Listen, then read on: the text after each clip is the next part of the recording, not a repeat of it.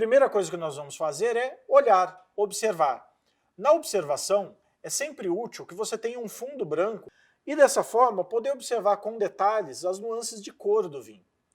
Esses detalhes da coloração podem te trazer muita informação. Além da coloração, outro aspecto que nós podemos observar é a viscosidade do vinho.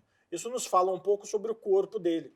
E também o brilho, o quanto ele reflete de luz. Isso vai nos falar um pouco sobre o frescor e sobre a acidez desse vinho. No nariz, nós vamos analisar os aromas. Sempre que você vê alguém degustando vinho, você vê a pessoa fazendo esse gesto aqui. Por que nós giramos a taça antes de degustar? Ao girar a taça, nós conseguimos perceber melhor os aromas do vinho. Todos os aromas e sabores que nós temos aqui no vinho são formados por uma série de componentes químicos que estão aqui.